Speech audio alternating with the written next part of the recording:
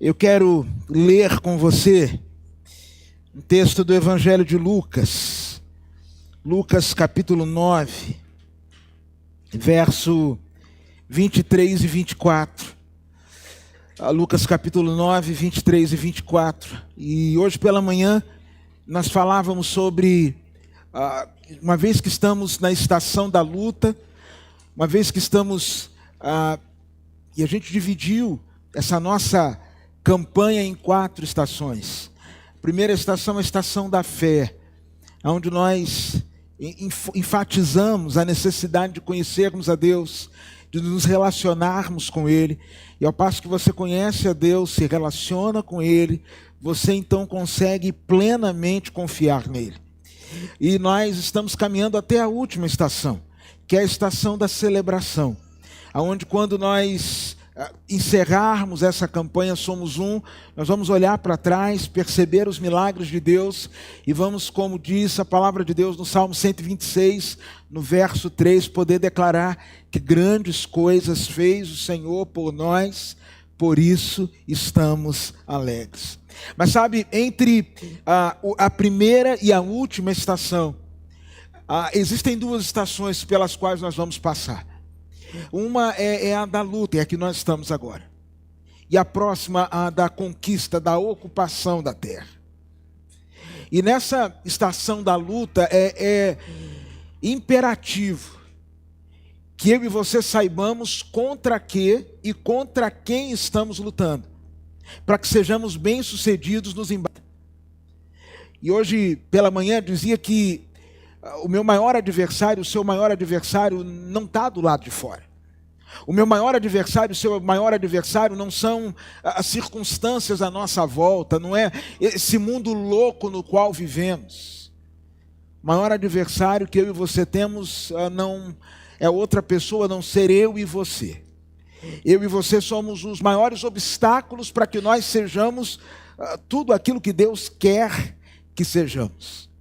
Eu conheço um monte de gente bem intencionada, mas que vem metendo os pés pelas mãos. Eu lembro de uma pessoa que compartilhou comigo que na época da pandemia, ao passo que nós víamos muitas notícias tristes se multiplicando, a gente enxergava também uma onda de solidariedade acontecendo.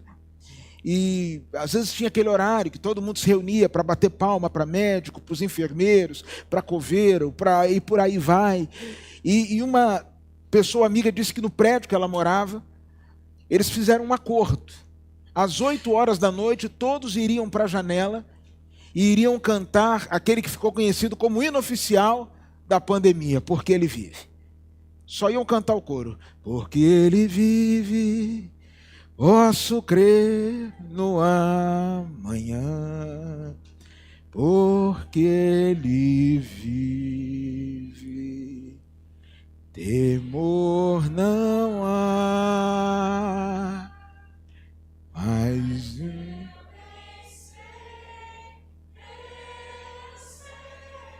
que a minha vida está nas Jesus que vivo está. Só uma dica, cantor famoso é assim, não canta a música toda, só dá as entradas, porque ele aí fala vocês, aí vocês vão, entendeu?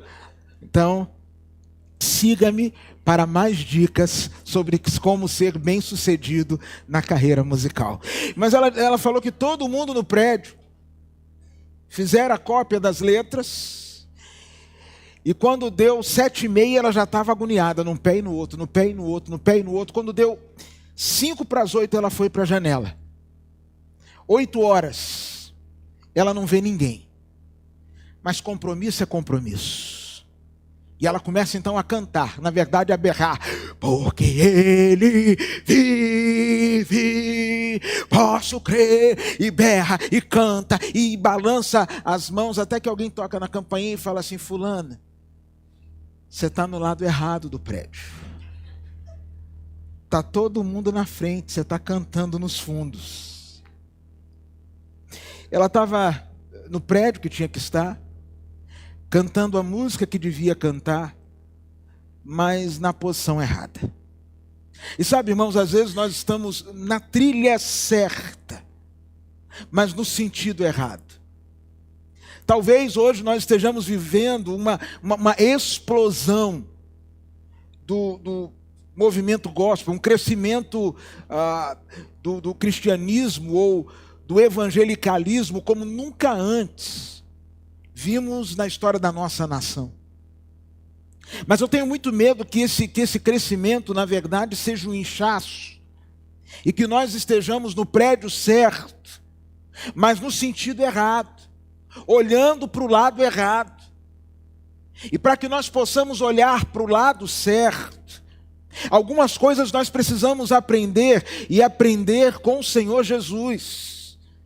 Porque talvez uma das coisas que mais tem matado e assassinado vida espiritual de pessoas são ensinamentos que não provêm de Jesus, mas que são apenas tradições humanas, são apenas pesos de religiosidade. E eu e você precisamos entender o que Jesus pensa e fala ao nosso respeito e o que Ele espera de nós nessa caminhada. A palavra de Deus diz assim, Jesus dizia a todos: se alguém quiser vir após mim, negue-se a si mesmo, tome diariamente a sua cruz e siga-me. Pois quem quiser salvar a sua vida, perderá.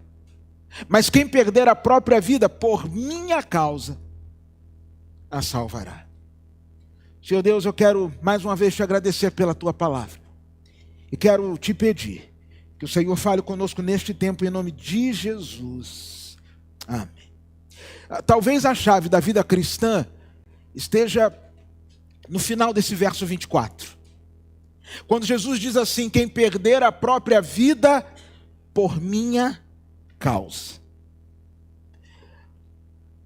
A motivação da vida cristã, para eu dar um sim, para eu dar um não, para eu entrar numa porta ou para eu sair dela, não pode ser o meu bem-estar, não pode ser aquilo que é confortável para mim, não pode ser aquilo que é melhor para mim, mas as minhas escolhas, o meu comportamento, ele todo e em todo tempo ele é motivado por um desejo sincero de agradar ao Senhor.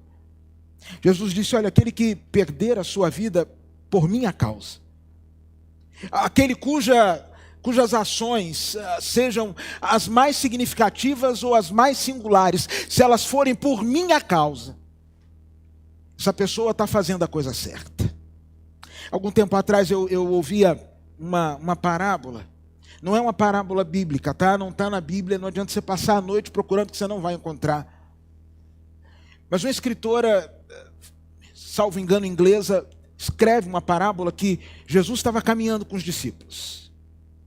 E num determinado momento, eles caminharam o dia inteiro.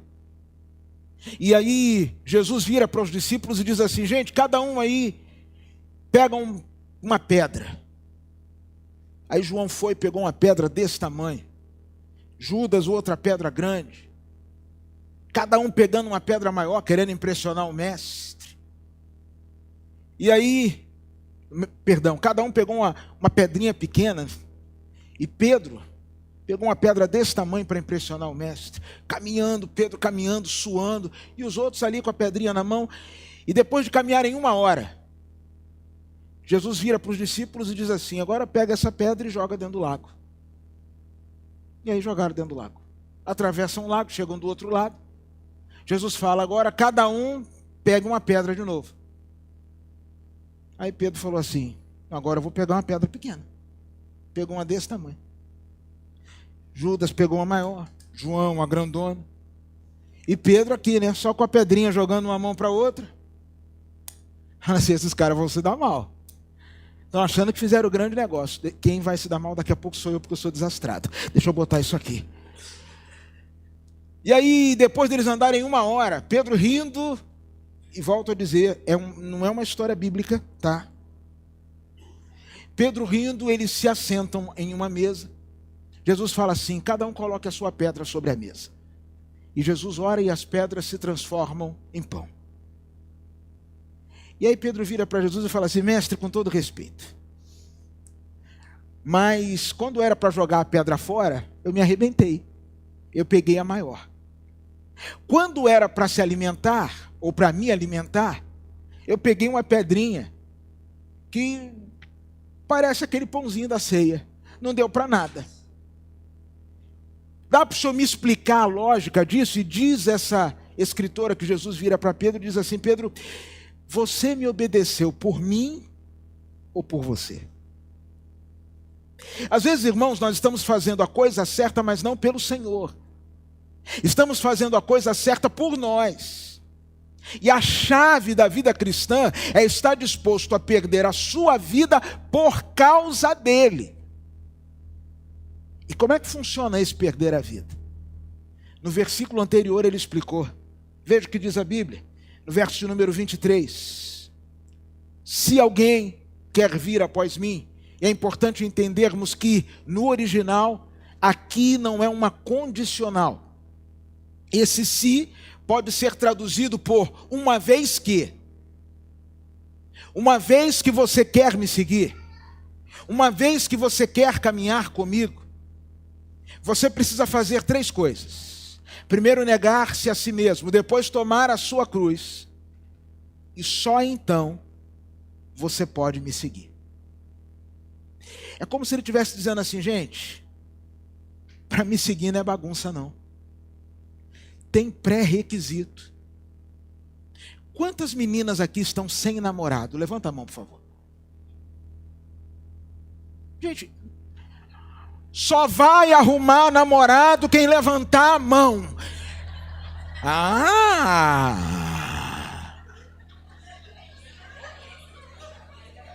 Teve irmã que fez assim, ó: erguei as mãos e dai glória a Deus. Erguei. Quantos rapazes aqui estão sem namorada? Levanta a mão, por favor. Irmão, coragem. Uns homens desanimados que tem nessa igreja, está sem namorada. Tá bom, no chão. Terceira pergunta: quantos rapazes estão namorando? Levanta a mão. Pode abaixar. Última pergunta: dos que estão namorando, quantos vão casar? Levanta a mão. Se o seu namorado não levantou a mão, termina hoje, tá? Porque ele só está te enrolando.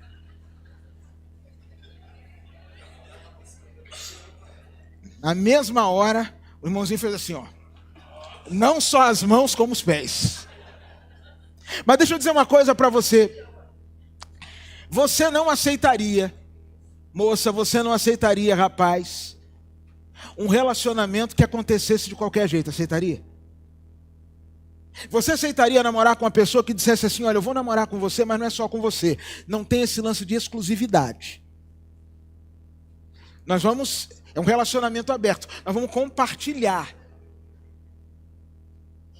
Né? A música do nosso relacionamento vai ser: eu quero partilhar a vida boa com vocês. Você aceitaria isso, meu irmão? Se você disser que aceita, depois eu quero ter uma conversa com você e dizer que você, no mínimo, precisa de uma surra. Rapaz, moça, eu vou entregar você na disciplina da irmã Naama para que ela corrija você.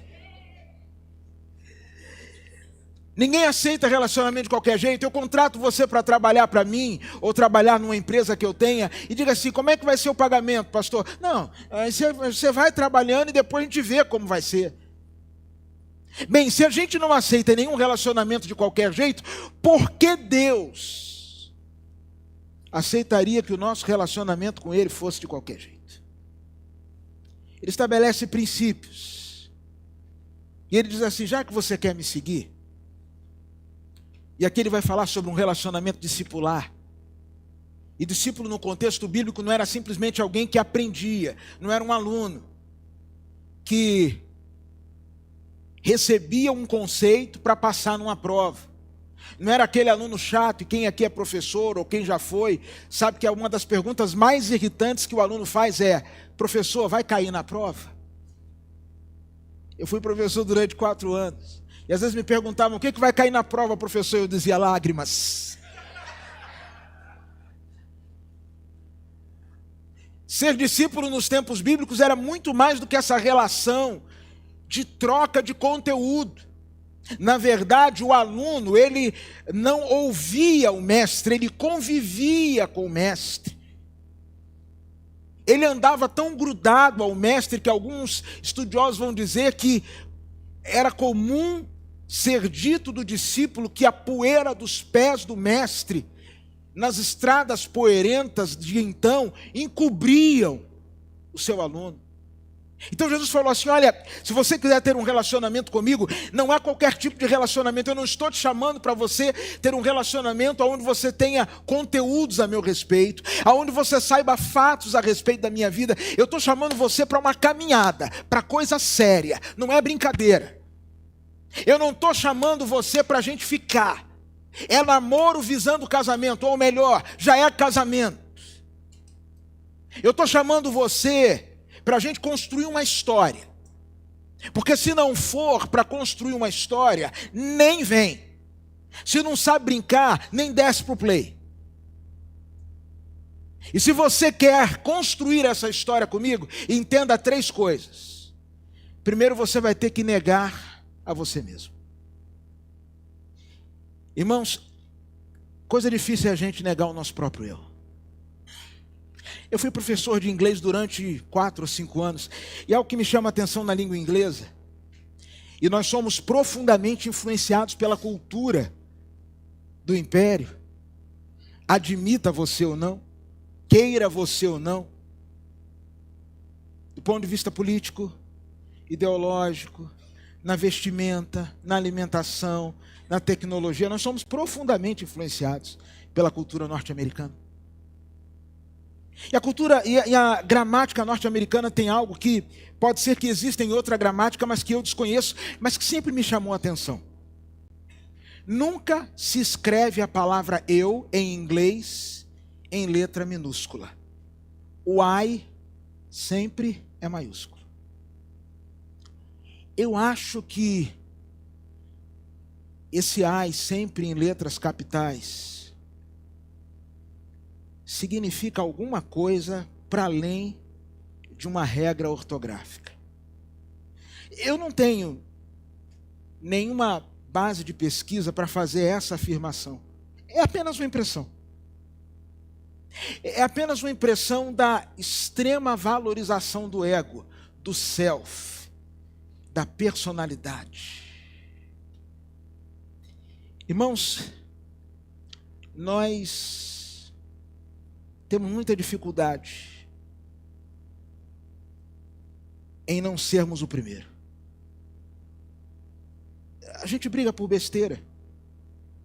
Um dia desse eu fui na barbearia, eu ia estacionando o carro, e um cidadão veio e colocou o carro na vaga que eu ia parar. Uma besteira, tinha uma vaga na frente.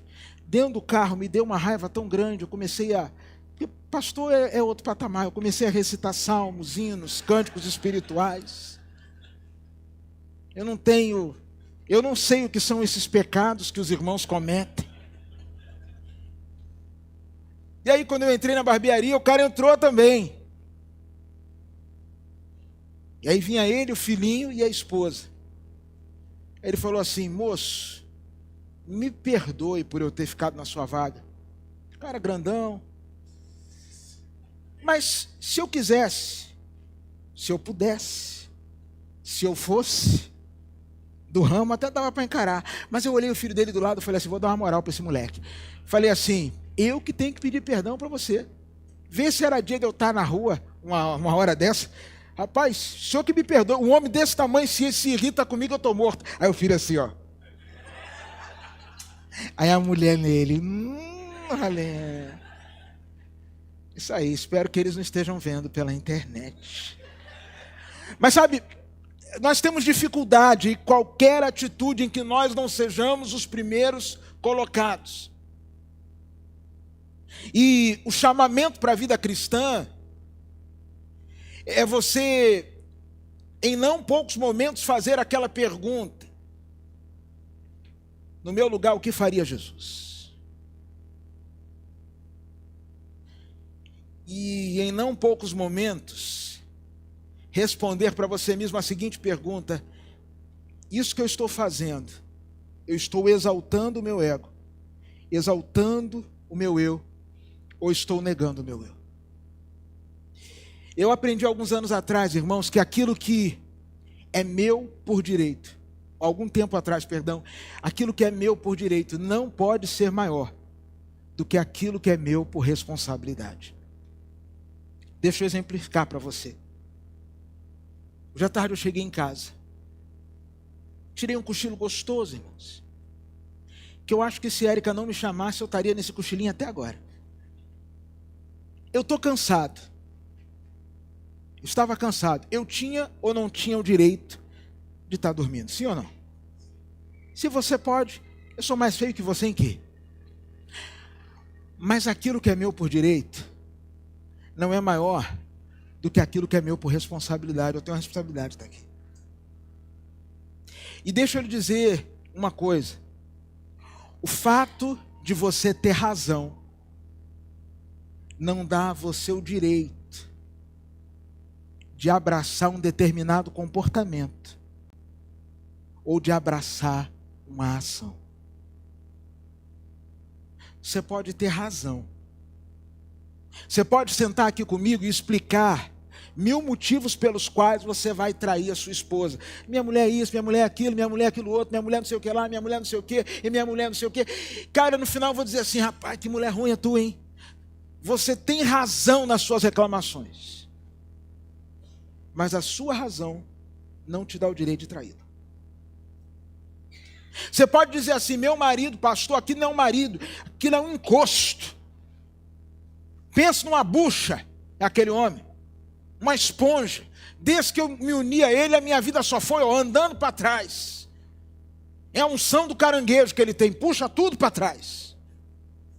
Olha, deixa eu dizer algo a você. O fato de você ter razão não te dá, do ponto de vista espiritual, direito.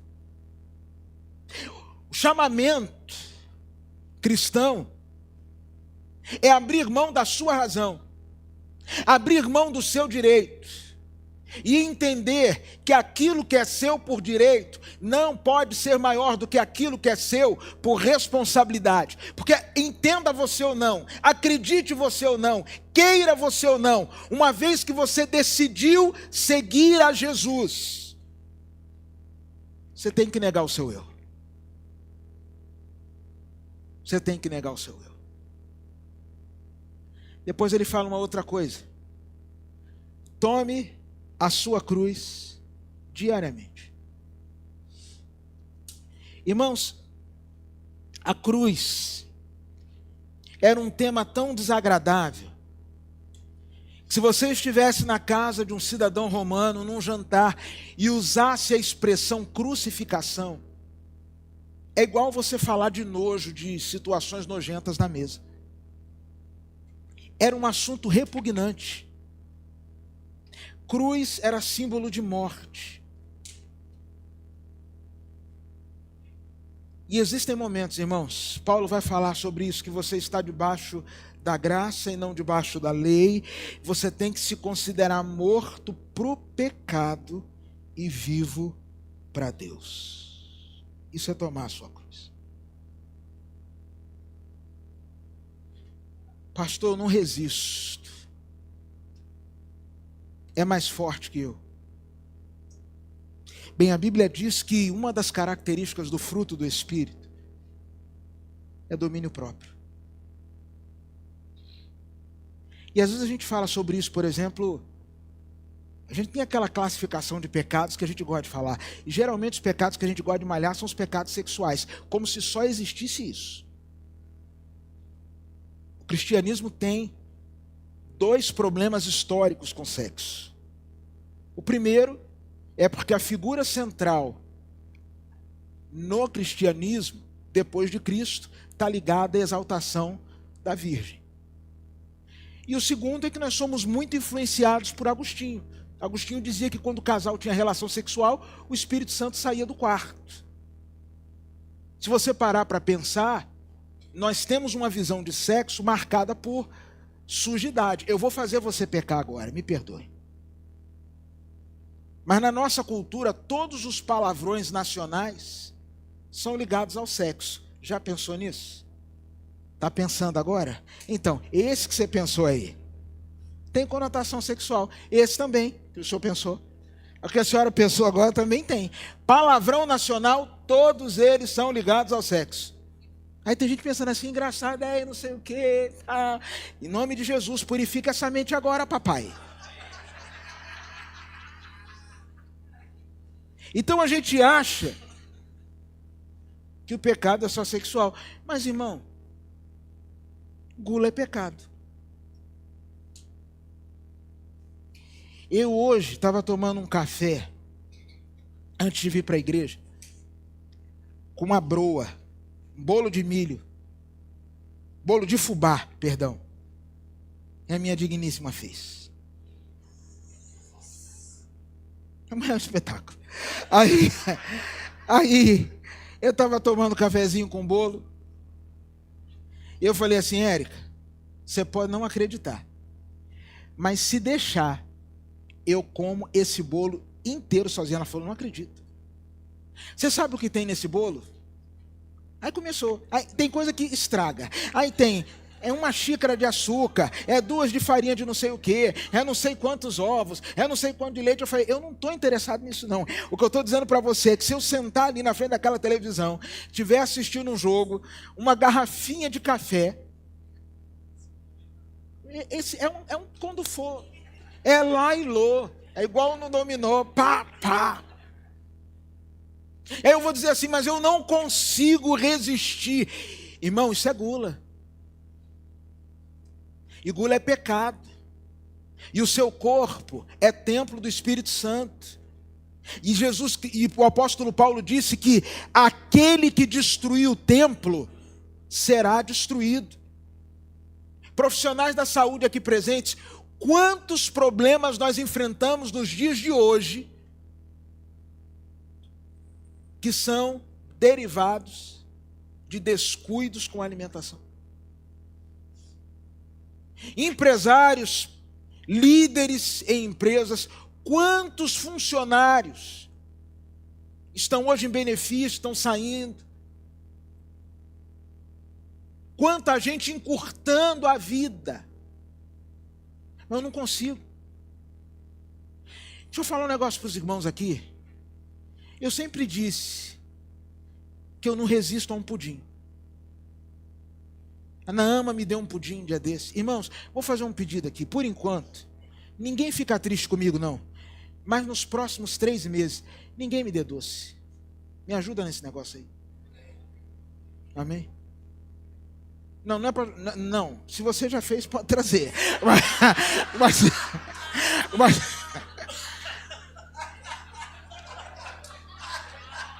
vamos deixar claro aqui. Se está no seu cronograma de trabalho, peraí. A palavra de Deus diz assim, vamos aqui só abrir um parêntese. A Bíblia diz que você não pode fazer um voto a Deus, que você não vai cumprir. Se você votou dar um pudim para o pastor, cumpra. Mas se você não votou, não traga. Os auxiliares estão tudo aqui querendo pudim. Então, mas eu estou falando sério, irmão, me ajuda aí.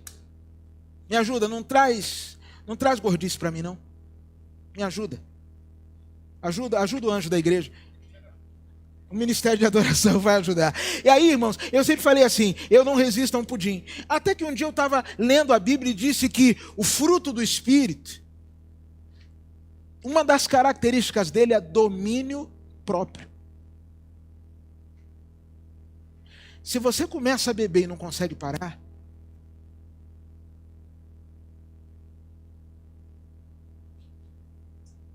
você está com um problema de domínio próprio. Você que está mergulhado na pornografia, desenfreado no sexo, na mentira, na ira. Ai, pastor, quando eu vejo já foi. Não. Você precisa todo dia tomar a sua cruz e dizer, cara, eu não vou fazer isso. Você não é um ser irracional, além de você ter capacidade de decisão, faculdades mentais ajustadas, assim eu espero, que possam te ajudar a tomar as melhores decisões. Você que já entregou a vida a Jesus, você é a habitação do Espírito Santo de Deus. E Jesus Cristo disse que o Espírito nos conduz a toda verdade. Então você precisa dizer assim: Senhor, eu vou tomar a minha cruz. Eu vou tomar a minha cruz. A cruz é símbolo de morte. Mas quando a gente olha para a cruz, deixe-me dizer uma outra coisa. Sempre que a gente pensa em cruz, a gente pensa em coisa ruim. Fulano é a minha cruz. Esse trabalho é a minha cruz. Esse carro é a minha cruz. Nós colocamos o pior na cruz. Deus colocou o que ele tinha de melhor na cruz. Deus amou o mundo de tal maneira que deu o seu Filho unigênito, para que todo aquele que nele crê não pereça, mas tenha vida eterna. Deus dá prova do seu amor para conosco, pelo que Cristo morreu por nós, quando nós ainda éramos pecadores. Coloque o seu melhor na cruz. Você quer caminhar comigo? Já que você quer caminhar comigo, você precisa negar o seu eu.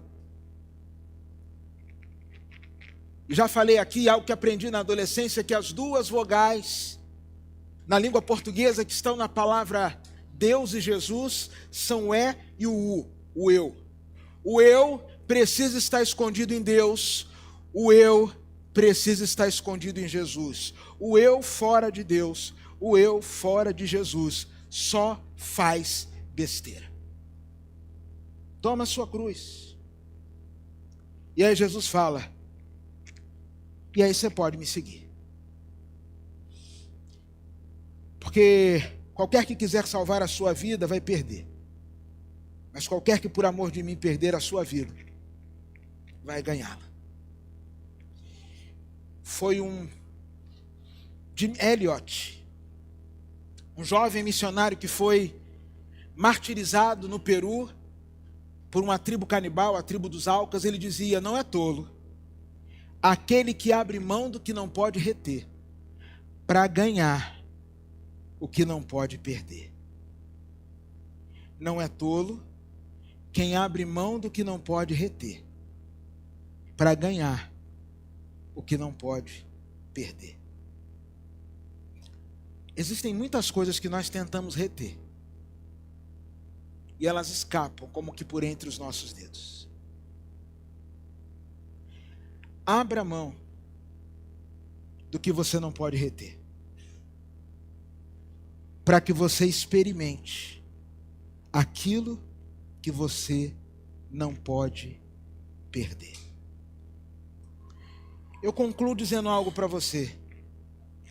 Tudo que temos só é verdadeiramente nosso. Tudo que temos só é verdadeiramente nosso quando completamente e de forma irrestrita entregue ao Senhor. Eu quero fazer um convite para você. Eu não quero brincar de evangelho. Eu não quero brincar de igreja. Eu não quero brincar de ser pastor. E eu vou dizer uma coisa que talvez possa até te ferir. Se você quer só brincar de ser um discípulo de Jesus, teu lugar não é aqui, cara. Você está perdendo o seu tempo. Se você quer brincar de seguir a Jesus, besteira, é melhor, não entra nessa. Mas se você, mesmo com as suas limitações, eu também tenho, tá? Aqui não está um bonzão, não. Aqui está um cara pecador. Eu estava aqui em pé, aí vi que um vizinho meu está ali, né? Aí eu falei assim: meu Deus, será que eu já estacionei na vaga dele? Será que eu já deixei lixo na porta? Será que já não cumprimentei no elevador? Aí comecei, né, a escanear os pecados.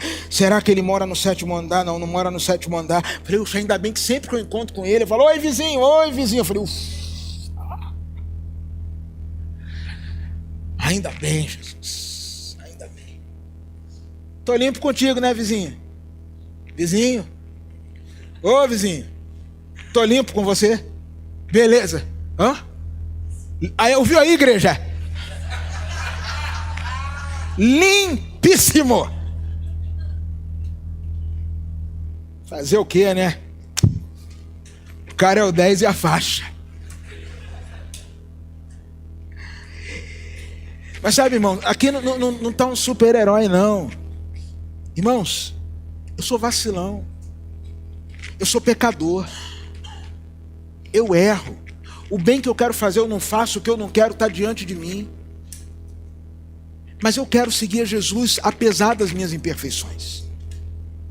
Eu quero seguir a Jesus apesar, sabe, das minhas fragilidades. E eu estou disposto a negar o meu eu, a morrer diariamente. E seguir alguém é pisar aonde esse alguém já pisou. Com as minhas imperfeições, eu não quero brincar com o Senhor.